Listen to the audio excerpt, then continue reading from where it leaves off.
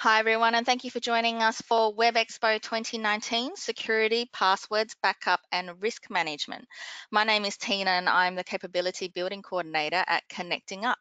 Connecting Up is a part of the Info Exchange Group. Info Exchange is a not-for-profit social enterprise that has delivered technology for social justice for over 25 years. With over 100 staff across Australia and New Zealand, we tackle the biggest social challenges through the smart and creative use of technology. I'd like to welcome you all to the second session for today, the number one IT security vulnerability and how you can defend against it, which will be presented by Mark Hardy from LastPass by LogMeIn. Just a little bit of housekeeping to start with. Please note that the link that you use to join this session will be the same link that you will need to join every other session in today's WebExpo. The GoToWebinar panel will close after every session to allow for the next speaker to prepare and set up for their session. If you run into any issues reconnecting and need to contact me for assistance, please send an email to events@connectingup.org. All lines are muted, so if you have any technical issues, please type it into the questions box on your webinar panel and I'll be able to assist you through there. If you have any questions during the session, please also type it into the questions box and Mike will be able to answer them in the Q&A section at the end of the webinar. Please note that your comments and questions will not appear to the entire group. Please note that the session is being recorded and you can access all the recordings and materials on our website tomorrow. Before we start, I'd also like to remind you that there will be a short survey at the end of this session. We'd appreciate it if you took a few minutes to provide us with some feedback. Now, that's all from me for now. I'll hand it over to Mike to get things started. Thanks, Mike. Great, thanks for that intro, and thanks everyone for joining. So again, yes, I'm Mike Hardy. I'm one of the senior solutions consultants here at LastPass by LogMeIn, and just thought I'd say hello before we kick things off. I do like to focus on the content, so I will be turning off my webcam, but we can revisit that towards the end during the Q&A. So today, what we're going to talk a bit about are data breaches, really what it's like to be hacked. So what it's like to be hacked and some of the key ways that we can mitigate that. So looking at the agenda, we're going to roughly cover these 6 or so areas. So first we'll talk about data breaches. So the hacks and attacks that ultimately lead to information being disclosed inappropriately. We're going to talk about them and why they're happening. Next, more importantly, really, we'll then cover how these attacks work and why you're just as at risk as any other organization with employees that ultimately use the internet. This is not targeting anyone in particular. Then spend some time cutting down the somewhat overwhelming scene of cybersecurity products, right? You have password management, single sign-on, firewalls, all kinds of tools. I'm going to cut that down a little bit and distill what you need to know about the most important tools to use, really the step one solutions in my opinion. I'll next cover off key capabilities that you're going to want to look for when you start considering what solutions to implement, what features and use cases are important to cover. And then we'll, towards the end, jump into a bit of a demonstration to show you how LastPass identity works and give you an understanding of just the basics there. So, okay.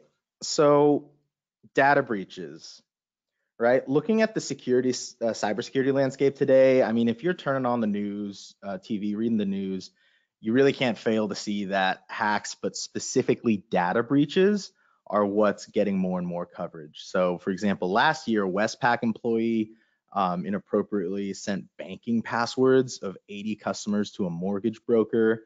We had about 92 million usernames and passwords of customers of MyHeritage, which is a DNA-based like family history service. They were found on an external private server. So imagine how they got there and what had to go wrong in order for that to happen. Even here in Australia, Canva, one of Australia's tech unicorns, they supply content and imagery and things like that as part of their business.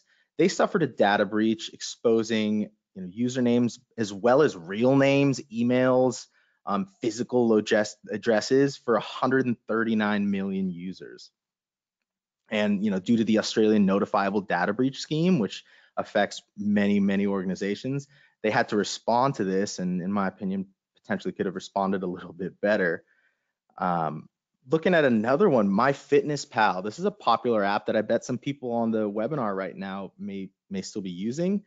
They're owned by Under Armour, and they had a breach that exposed that's basically 16% of the entire Australian population, 4 million Australian specific user accounts. So yeah, look, clearly this is a major problem for all businesses and organizations, and the problem is growing, but it's not affecting just for-profit organizations. So for example, let's take a look at a case study, People Inc. So People Inc. is a New York State-based nonprofit. They help people in all walks of life with intellectual disabilities and other needs. They help them find housing, employment, healthcare, even recreational activities. So they're a holistic provider. Now, in May, they had a breach.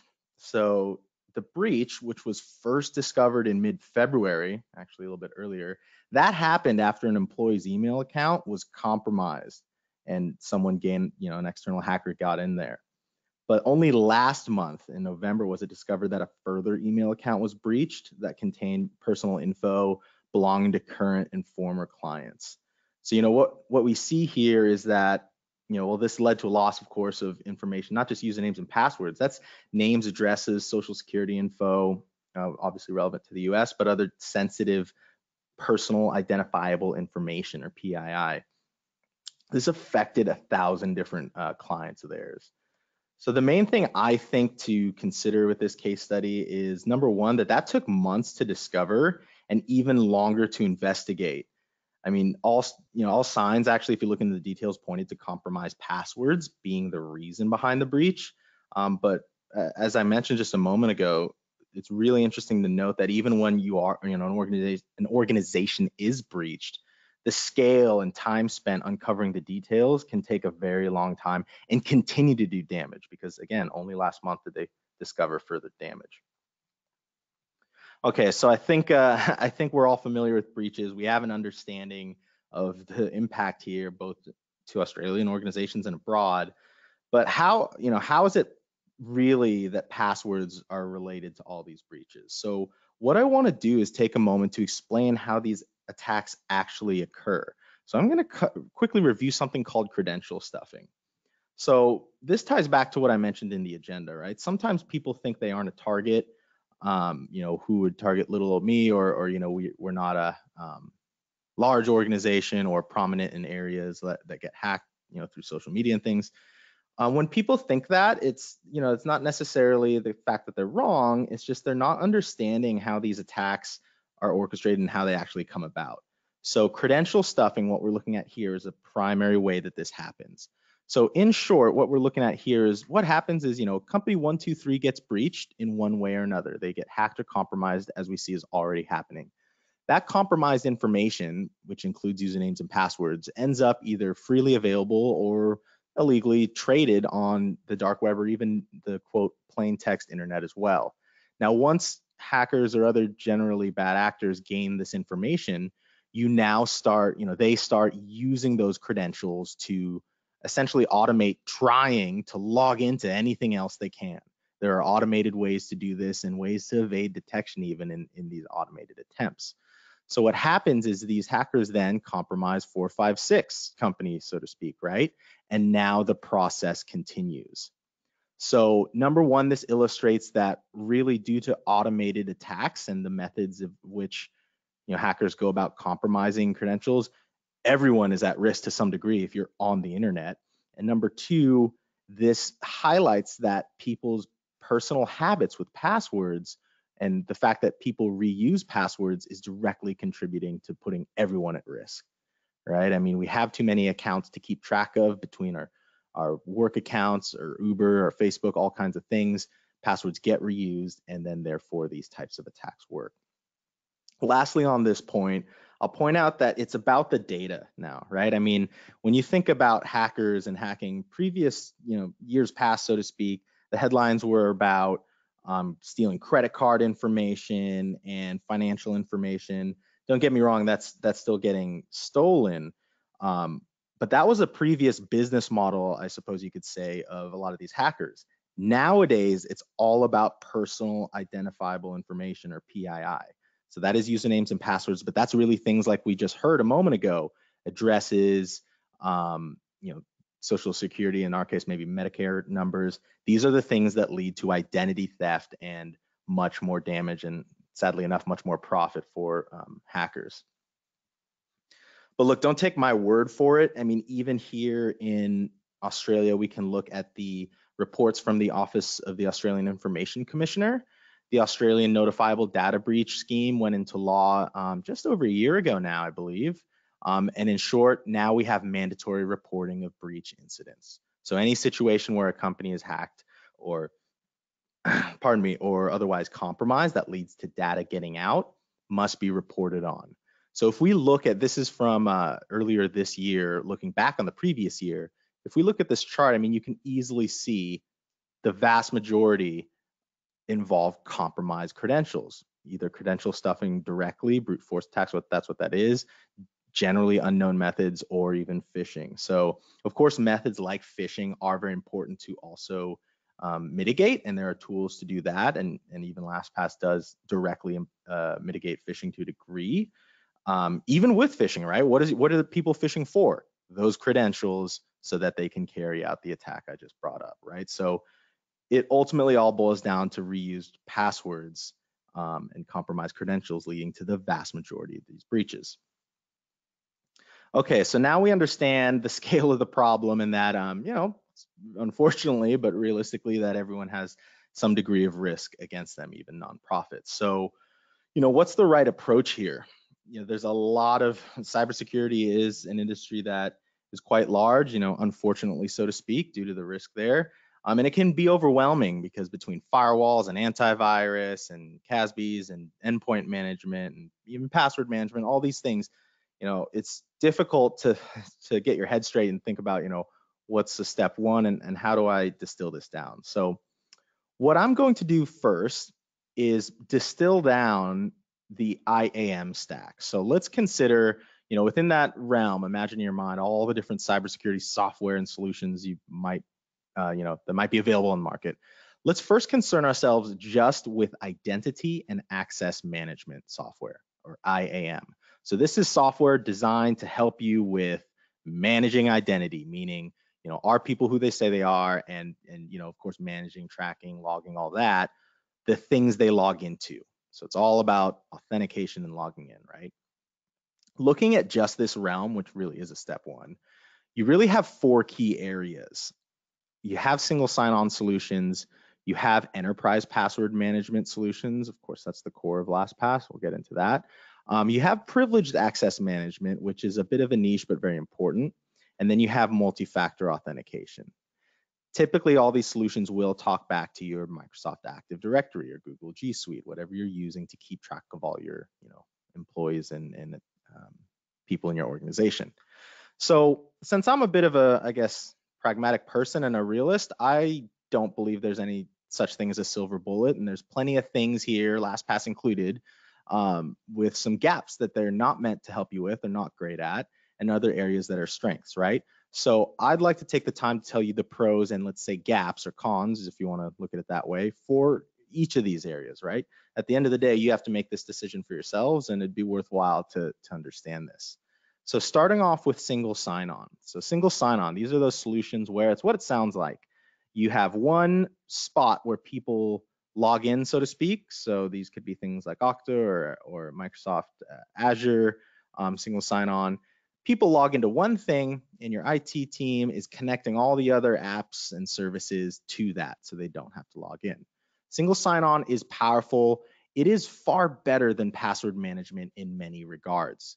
It removes all these multiple passwords that people might have to manage and track, right? And there's just this one authentication point, and it makes it very easy for you to include new applications and scale out to other employees. So definitely a strong pro there, and should really be one of the step ones, so to speak, in managing identity. The main gaps there are twofold. Number one, single sign-on just will not cover everything that employees use. There will be many apps and services that do not connect to see your single sign-on just for technical reasons, that is not supported, but also the reality of, as an organization, as people start taking on new tools and signing up for new services, it takes time to roll out single sign-on to those new services. So there's going to be a gap where people are just doing whatever with passwords and you're not protected. So that's gap one there. But gap two is really the the most important thing to consider, if there's one thing to take away from today, it would really be that the root cause problem here is not passwords. It's password behavior. The problem we're trying to solve with all of this, with identity and access management, is getting people to do the right thing, so to speak, for themselves and the organization. So for example, if you quizzed someone you know at your organization about, oh, what should you use for a password? They're most likely gonna read into your question and go, oh yeah, it should be complex and we change it every 60 days or something, right? And I shouldn't reuse it. This is information that we've tried to get into people's heads and people have heard it, and yet they're not following the behavior, right? That's because it's difficult.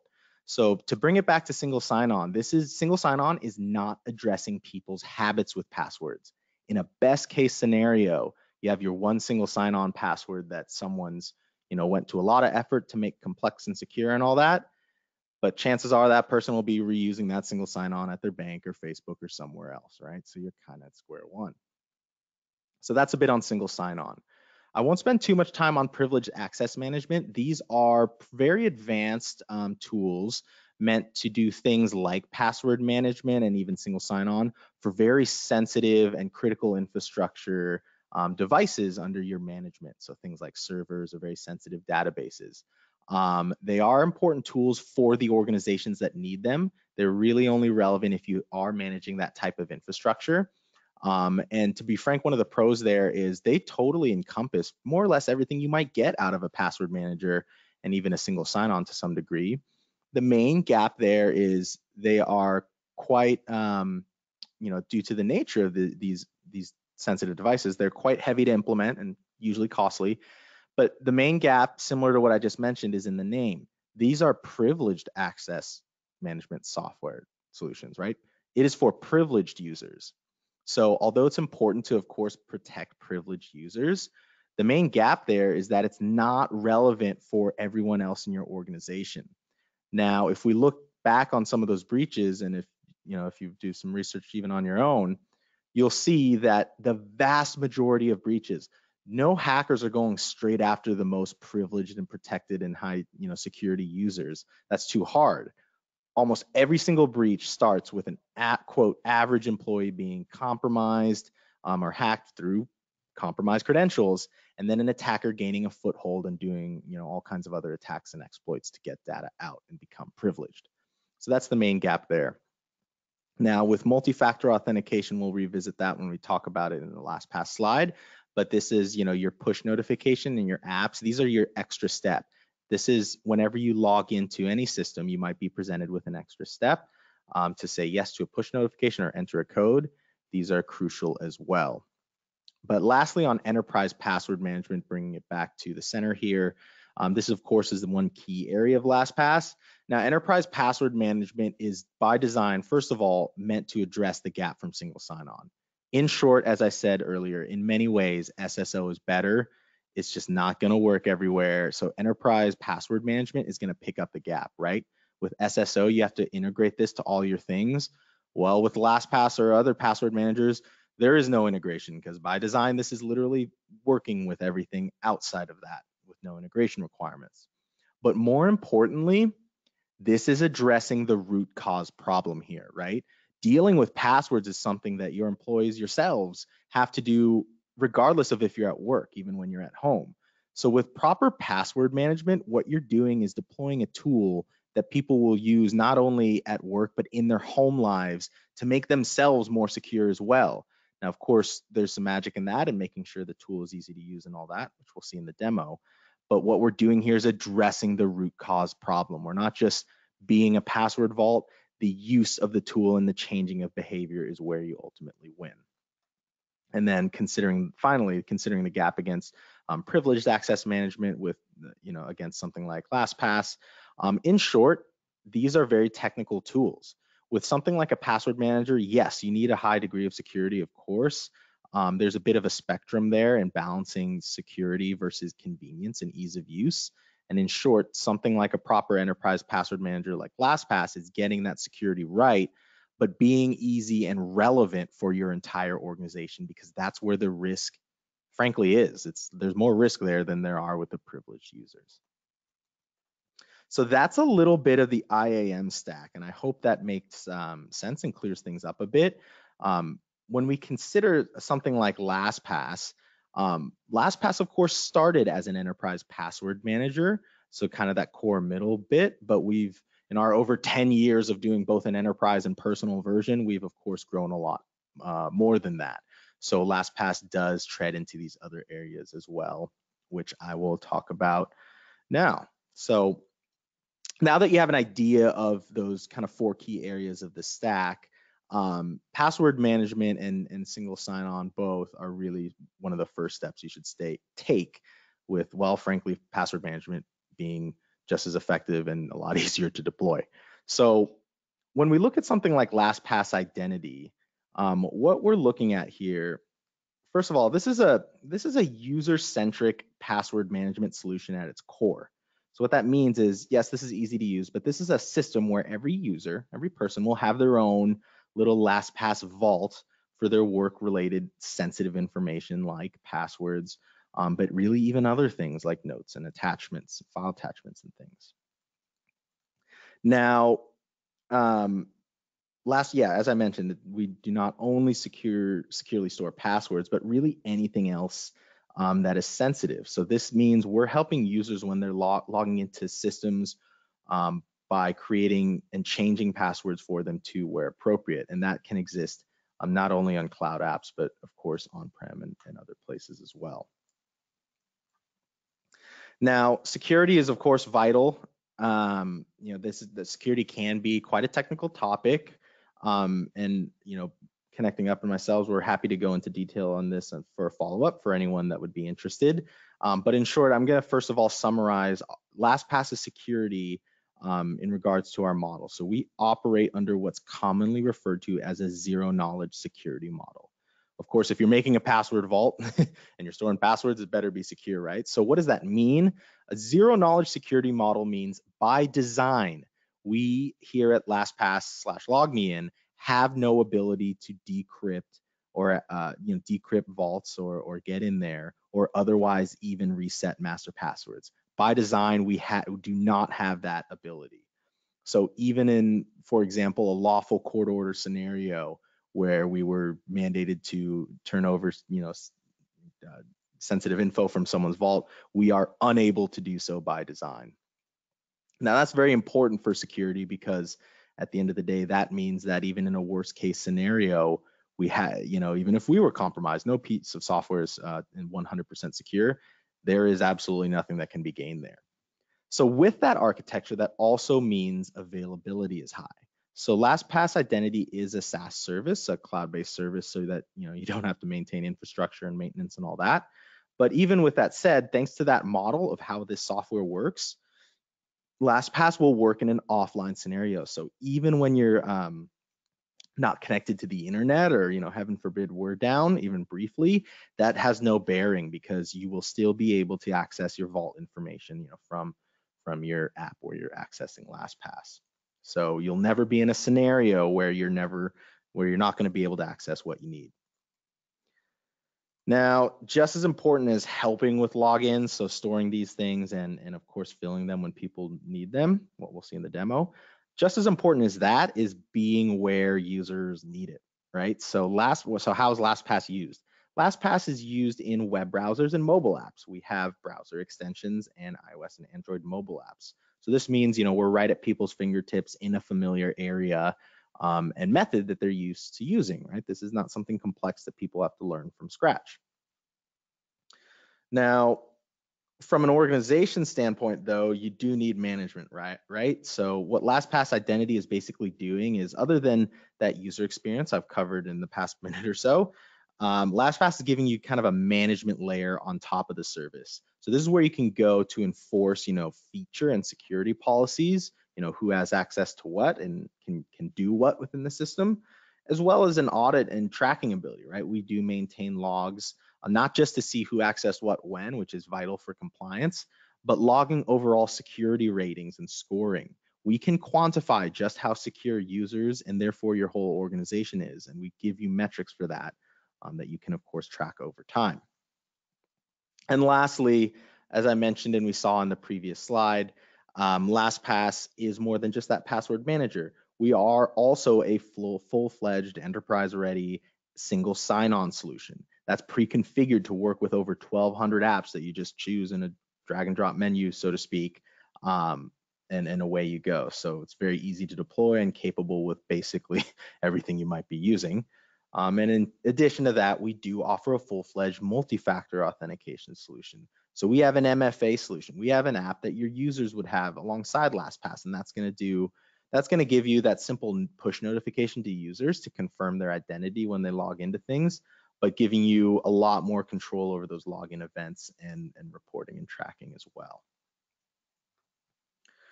Okay, so that was a lot. So let's maybe jump into a demo at this point to kind of reinforce those key bullet points of LastPass. So what we're going to do, I'm going to drag across my browser in just a moment, and I'm going to take you through really 3 to 4 key areas of LastPass. I'm going to walk you through an experience from potentially one of your users. This is going to be if this was deployed at your organization, what would it actually look like in the morning when someone sat down to work or do something, right? So we'll start with the basics of that experience. We will then jump into that user's vault. We'll quickly take a look around at what it looks like and how it feels to access and store and save things there. And then we'll touch on the security scoring mechanism I just hinted at. How are we measuring how secure users are, and how is that actually going to change their behavior? And then we will wrap things up with 2 of our features, the linked personal account and sharing. Okay, so I'm going to go ahead and drag across my Google Chrome browser now. So here we are in Google Chrome on just any old random website. It could be anything. So let's put on the hat of a user, so to speak, right? It's the morning. I just got into my desk. I have my cup of coffee and I sat down at my workstation. What is this actually going to look like? Well, LastPass is deployed in the browser as a browser extension. So in the upper right corner here, you can see that this is how users will get into their account. So just when I open a web browser, I will simply enter my master password. And maybe, you know what, maybe I'm logged in from previous sessions. Maybe I don't want to force my users to always enter this. You can control that as well. And maybe you don't want them to have a master password. That can be done by syncing up with your Active Directory or other options. So anyways, we're logging in now, and now the icon is red and we're logged in. So what I want to actually point out now is let's imagine the worst case scenario. What I mean by that is imagine an employee that's busy and maybe didn't have a chance to go through the training and watch the videos. What is LastPass gonna be like in that situation? So let's say I'm one of those employees and I'm in a rush, and we can imagine this is any service we need to log into, LinkedIn, anything in the web browser. Now, when I go to refresh, actually, it's in here. Now, when I go to log in to a site, so of course we wouldn't have anything autofilled, right? I would go type in whatever, and I would log into the site. Now, you'll notice that whenever LastPass detects a login event that for something it didn't already have saved in its vault, with one click here, I can just add this to my vault, which means if I did that, the next time I came to this page, I would simply go to log in and I would have my username and password filled in for me automatically. So the important thing about this is this should be boring because this is what you're already used to. This is what people already know, browsers saving their passwords. Of course, we've replaced it with a more secure mechanism with management, but this is absolutely nothing new for people to learn, which means even if they don't use our automatic import tools or anything like that, over time, just by doing the same thing they're doing, they will be onboarded into LastPass and start using the tool. Lastly, though, we've seen how people can automatically get logged in or capture new logins. If I go to create a new account on this mock page, you'll notice that what LastPass does is for any password generation fields, for changing a password for a current account or creating a new one, LastPass puts the password generator right here. So with one click, I don't have to think about the secure random password. I just fill it, and similarly, that gets added to LastPass as well. So really, as the point of the user experience here before even jumping into the vault is that users will onboard themselves over time because this is what people are already used to doing. Okay, so now let's take a look at this user's vault for a moment. So if I click on the extension, again, I can jump into this user's vault. Now, as I mentioned before, this is a system where LastPass, every user will have their own LastPass account and vault. So therefore, I'm LP Demo here. As you can see, I have a nice search bar and various folders to organize my logins or even my secure notes. So anything can be stored and added in here. It's very intuitive. But to go beyond the basics of the password management, I mentioned the security scoring just a moment ago. So what is that all about? Well, this is, again, why we're going beyond just being a basic password vault. So me as a user, I can go to my security challenge. Now, what this security challenge is all about is basically boiling down to a number how secure I am. So if I come here to review my score, what I'm going to see is not only my score, but details around it, and therefore actions I can take to improve my security stance. So what we're doing for every single user in your organization when you deploy LastPass is boiling down to a number, their score, and this is going into the admin console for further reporting. But more importantly, how is this done? 4 key areas. We're looking for passwords that aren't complex enough, password reuse, which of course is the core problem that has led to all these breaches, and passwords that haven't been changed in too long. Myself as a user can come to this screen, see any problems, and with one click, launch to that site and resolve the problem immediately. Now, this is a subtle thing here, this scoring mechanism. This is how we're attacking the root cause problem, people's behavior. So let me explain that. One of the core foundations of any approach to proper cybersecurity is user education, right? You will have cybersecurity awareness initiatives to some degree, even if it's simple emails or talks to your employees about how to not be phished and things like that. Well, this complements that highly, right? It's one thing to tell people to do the right things with passwords. It's another thing to offer them a tool like LastPass so that they can actually do it, so to speak. But it's even further to get them involved in the process. Many of our customers gamify this score. So when you have your cybersecurity, training emails and things like that, run a contest. October is typically Cybersecurity Awareness Month.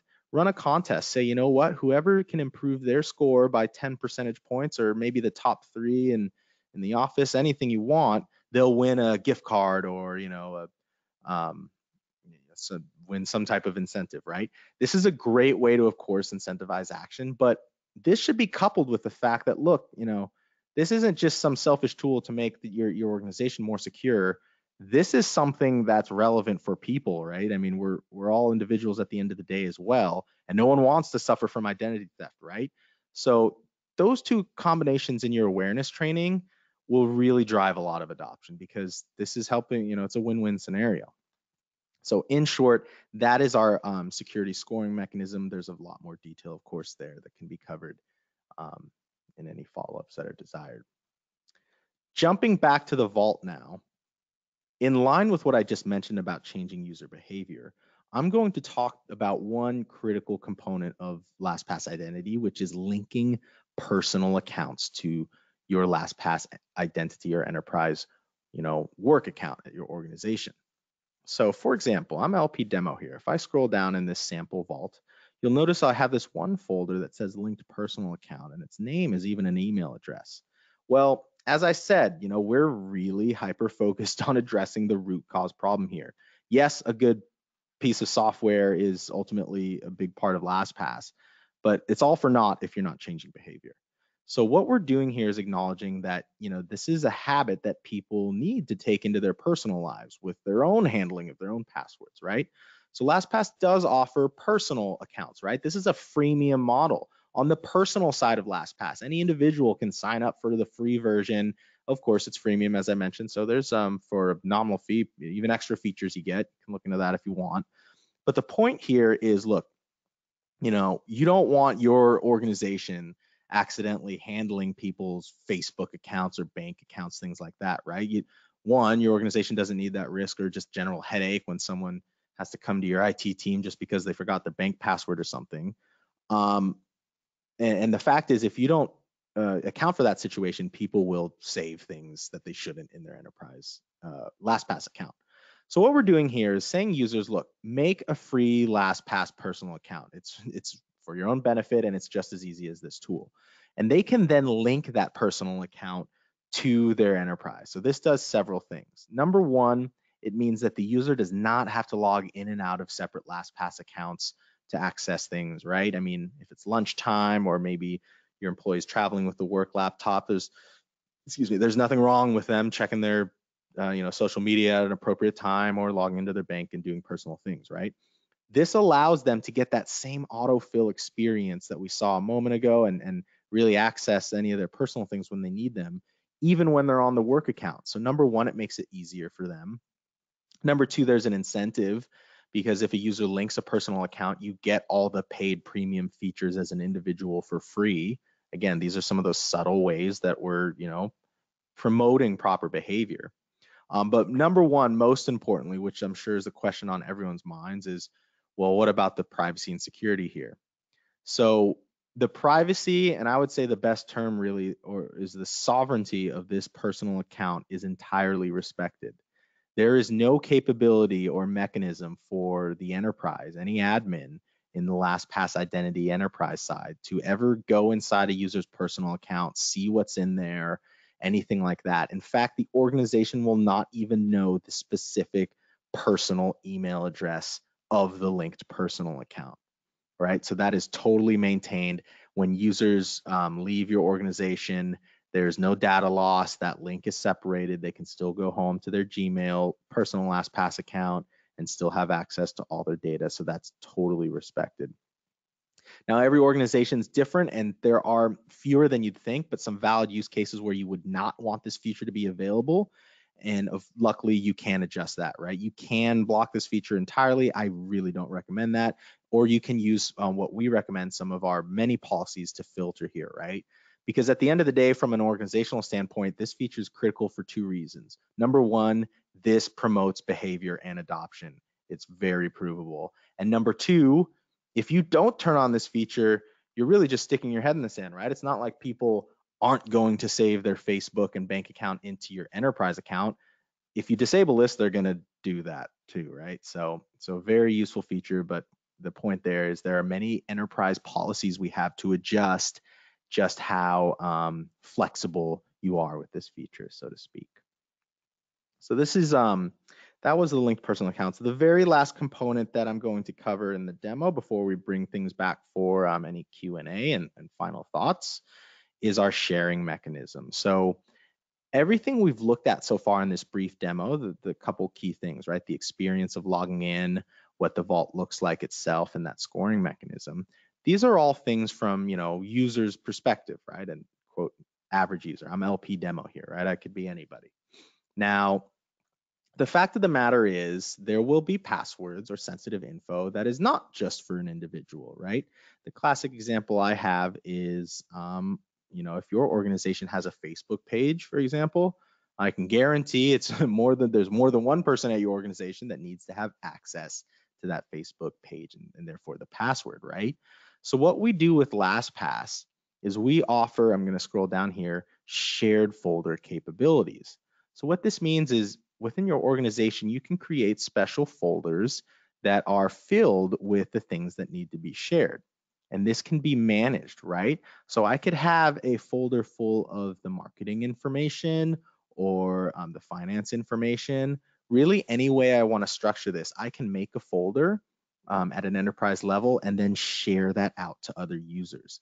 So what that means is if any one user makes a change or people are collaborating, right? Someone added a new account or changed some information in a shared folder, it gets updated for all the other users. So this is important because number one, that's easy. And as I mentioned, there are justified reasons to allow password sharing. There are situations where sometimes that's needed. And not only is this easy, but this is all happening in this encrypted environment of the LastPass Vault ecosystem. So you're both making things easy and keeping password sharing secure, because without something like this, we all know that people are just going to shout the password to each other in the office, maybe send it in an instant message or even worse, email passwords around, right? And well, at the beginning of the session, we saw where that gets you, right? So in summary, that really was the four key areas I wanted to cover off in this light demonstration of LastPass identity. So, I mean, hopefully you understand a little bit better how LastPass is used in an enterprise from those basic user perspective. Again, when you consider what you're going to do ultimately for your own organization, of course, do your research. I highly recommend considering identity as a first step, right? You can spend a lot of time on security, and you should, but you have to risk model appropriately and spend your resources efficiently. Managing identity is really step one because that's what's leading to breaches. Now, password management and single sign-on really are the two areas to look at as a step one based on your organization's needs and capabilities. Single sign-on is almost, password management is almost always the easiest and most effective first step. And at the end of the day, it will always be a necessary step.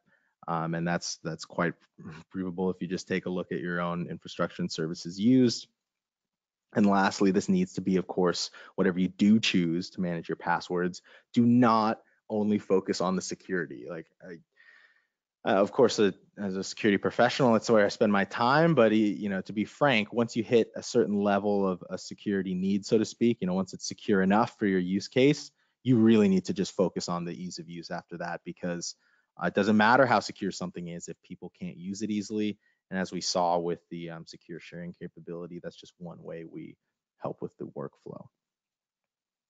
So with that being said, and wrapping things up now, I'd like to say that, if this did, hopefully this was useful regardless and informative. I aim to definitely educate people first. If you are interested in learning a bit more about LastPass, do reach out to Connecting Up. They do have a discount program. But yes, at this point, I'd be happy to take any questions that may be there. So Great, thanks, Mike. We have had a few questions come through. Sure. So the first question is, for MFA, is push notifications or type in numbers more secure than the other? That's a good question. When you think about MFA, think about the name, multi-factor authentication, right? The whole point here is to just add more factors to consider after a login, right? After a password submitted. Now, as far as security is very much a thing of layers, right? So to strictly answer your question, is push notifications more secure than TOTP codes, or entering that one-time code you might get from like a Google authenticator? I would argue push notifications barely a little bit more secure, I suppose, but that's splitting hairs. What you really want to do is consider multiple factors. So what I mean by that is a push notification is just one extra step, right? Entering a code is just one extra step. A proper MFA solution, not just 2FA codes, an MFA solution will consider many things. It will start as a push notification. That's what it will feel like to a user because that is the easiest. But in the background, it will be considering, geolocation, where that user is in the world, if that user typically accesses that service, are they accessing it from the laptop they traditionally do? There are a lot of factors that can be considered that should be. So sorry, that's a long answer, but hopefully that answers your question. Thanks, Mike. And the next question is, if I forgot my LastPass master login, what is the process for getting back into my account, and what issues can this cause? Great question. On the LastPass identity side, so the version for organizations and businesses, there is a mechanism in our policies where upon setup of LastPass, the organization defines which admins will have the ability to do master password resets. LastPass is designed that way because we here at LogMeIn/LastPass have no ability to help with passwords resets. We cannot help you reset a password to a LastPass account because that's actually a security vulnerability. So it's a good thing that we can't help you with that. So number one, organizations can mitigate that via policy, but even on the personal side, when you first set up your account, there are things you set up at the beginning. You can set up a one-time password saved locally, enter your mobile phone. There's some options there. So in other words, you can recover from that scenario, but we can't help you. Thanks, Mike. The next one is there a suggested change management process to roll out LastPass Enterprise across users at my organization? Yeah, at an or what was the last bit? Just at an organization. Yeah, just at their organization. Yeah, there absolutely is. So that's, where a lot of the magic happens as well, right? The tool, not to take it for granted, but it's great. And once that's kind of ticked off, you got to think about deployment. So LastPass, we here in Australia, in region where myself is based, accent aside, we have our customer success team as well as professional services. So we have multiple options there. We provide you with materials, number one, if it's something you want to undertake on your own. That includes a sample rollout plan, user communications, of course, configuration steps, things like that. Then we also offer guided options all the way through to even very hands-on paid professional services. So many options available. Next question is a very interesting one. Why should I choose LastPass over other password software? Great question. I can't answer that. Only you can. I like to be very forthright about these things, and straightforward. First of all, on an individual perspective, if you're a highly technical user, there may be other options out there that suit your needs. On an individual level, it's as complex as the individual. I can't answer that for everyone. On an enterprise level, there's a few key things to consider. Obviously there are others in the space, but yet we've been around the longest, have had the largest target on our back, and have proven our security model through past situations, right? So it's not one size fits all. Definitely one size fits most when it comes to an organization. I mean, number one is the support that we have available for deployment. But when you consider features like, for example, not to get too technical here, but federated login, right? A big component of successful LastPass deployments at scale, meaning thousands of users to tens of thousands and up. That's where a lot of little things add up. Removing the master password and allowing people to authenticate by just logging into Azure AD or even other single sign-ons like Okta. Yeah, other password management solutions do that, but they do that, in our opinion, in ways that compromise security. There's no way to allow a token from an external system to authenticate you into a password manager without compromising a zero knowledge security model, right? So for example, there we patented an approach that involves key splitting, which means even when we allow federated login, a compromise of an AD password, for example, will not result in the compromise of a vault. So there's a lot of little things there. I wish I could give a more concise answer, but really happy to have a frank discussion on if it's the right fit for your organization. So, yeah. And the next question is, what is the difference between LastPass Free, Premium, and Enterprise? Right. So LastPass free and personal premium. I believe it's basically LastPass personal and personal premium. That's on the personal side. So that is, as an individual, putting aside, your needs for work in your organization. That version of LastPass is for an individual, right? So that's going to encompass things like, other than the core password management capability for one person, things like setting a designated trusted contact, another person that uses LastPass. Maybe you're, heaven forbid, hospitalized or hit by a bus. Well, guess what? We have a mechanism to ensure that after a timeout, a trusted person can access something to help you when you're in hospital or things like that. So a lot of features there are around personal usage of LastPass. There's even a families version to allow families to share with each other and passwords and Netflix, things like that amongst your family. The enterprise and identity versions, the business/organization versions of LastPass, it's the exact same experience. It's the same thing more or less for the employees. There is just a layer of management on top. There's a whole nother page, a section, an admin console where you can enforce policies, right? Maybe some types of employees travel a lot. They should be allowed to log in from other locations. Others shouldn't. Things like that, and having a reporting and auditing trail, those are only available in the enterprise and identity versions. So that's the difference in a nutshell. And how many times has LastPass been hacked? So again, similar like before, the title of the webinar, hacked. What does hacked really means? When people say, "Oh, you hacked my Facebook," it's like, what does that mean? Did someone like leave their phone open? Is that really a technical hack? So I'll go ahead and interpret your term as far as incidents where our servers, our infrastructures have been targeted and attacked, or hacked rather. I believe there's two key incidents to look at in the past.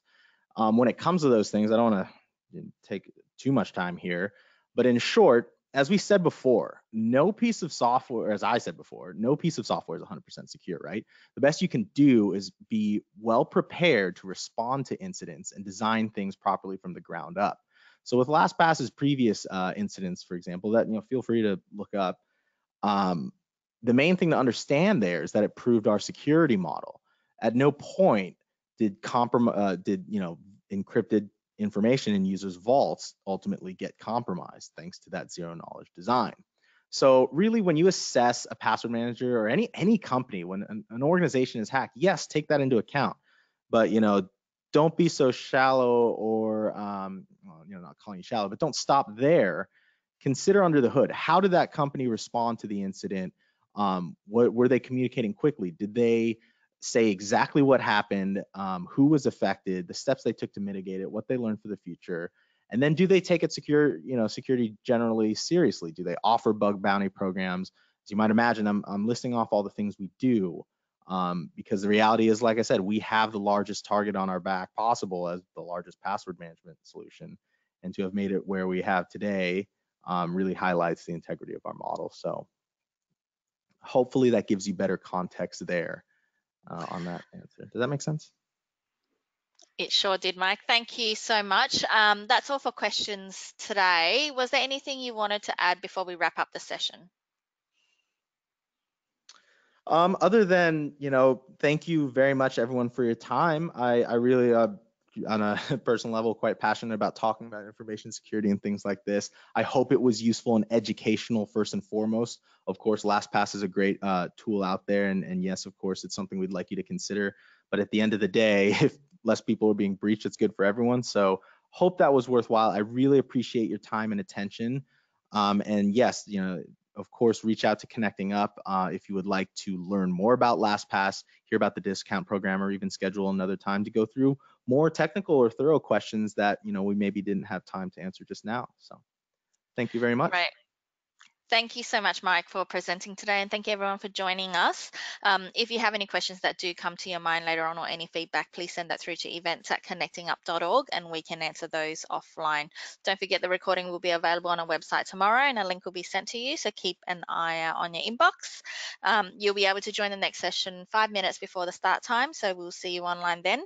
Again, thank you for being with us. If we don't see you in any of the other sessions today, enjoy the rest of your day. Otherwise, we'll see you online again soon. Thanks, Mike. Thanks, everyone.